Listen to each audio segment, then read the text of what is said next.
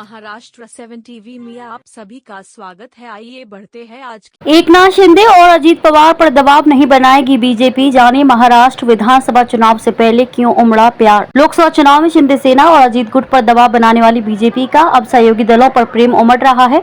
अब वह किसी भी कीमत पर सहयोगी दलों को नाराज नहीं करेगी, बल्कि सभी को साथ लेकर चलेगी। पार्टी की कोर कमेटी की बैठक में सहयोगी दलों को साथ लेकर चलने की बात कही गई है।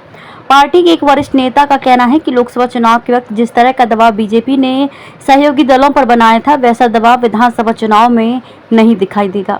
विधानसभा चुनाव में पूर्ण समन्वय से चुनाव लड़ने पर जोर है। साथ ही सहयोगी दलों पर कोई विवादित बयान भी न देने का निर्देश दिया गया है। हाल में बीजेपी ने केंद्रीय मंत्री प्रभारी भूपेंद्र यादव और रेल मंत्री अश्विनी वैष्णव को महाराष्ट्र का प्रभारी और सह प्रभारी नियुक्त किया है। बीते सप्ताह ही उन्होंने प्रदेश बीजेपी कोर कमेटी की बैठक बुलाई थी, जिसमें पार्टी के सुर बदले हुए नजर आए।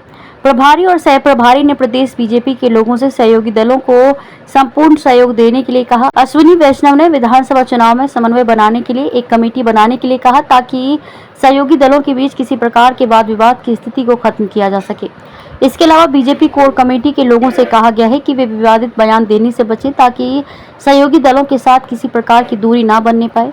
बीजेपी ने बनाया हर तरह का दबाव। आपको बता दें कि लोकसभा चुनाव से पहले सीट बंटवारे को लेकर बीजेपी ने शिंदे सेना और अजीत पवार की एनसीपी पर दबाव बनाया था। खासकर शिंदे सेना पर तो अंतिम क्षण तक दबाव बनाया गया। दक्षिण मुंबई, ठाणे, कल्याण जैसी दूसरी सीटों को लेने के लिए बीजेपी ने हर तरह से मुख्यमंत्री एकनाथ शिंदे पर दबाव बनाया था। 2019 के लोकसभा चुनाव में 25 सीटों पर लड़ने वाली बीजेपी 32 सीटें मांग रही थी। इसके लिए बीजेपी ने शिंदे सेना के मुखिया एकनाथ शिंदे की नींद हराम कर दी थी।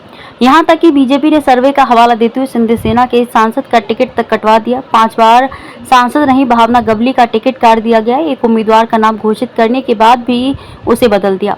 उस वक्त शिंदे सेना के कई नेताओं ने बीजेपी को लिमिट में रहने की चेतावनी तक दे दी थी। शिंदे सेना के कई नेताओं को बीजेपी की बार-बार दखलंदाजी अच्छी नहीं लगी, फिर भी बीजेपी नहीं सुधर रही थी। कहते हैं उस वक्त बीजेपी ने शिंदे सेना को नाकों चने चबवा दिए थे। अमरावती से बच्चू कडू पर भी दबाव डाला, लेकिन वह नहीं झुके।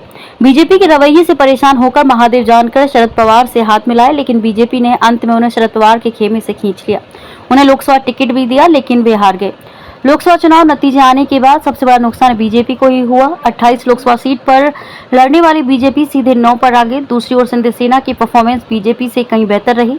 सहयोगी दल बीजेपी की खिल्ली उड़ा रहे हैं, पूछ रहे हैं कि कहां है वह सर्वे जिसमें बीजेपी जीत रही थी। अब सहयोगी दलों को बीजेपी की सर्वे पर भरोसा नहीं रहा। लोकसभा चुनाव ने जहां सहयोगी दलों में ऊर्जा भर दी है, वहीं बीजेपी हार से उबर नहीं पा रही है।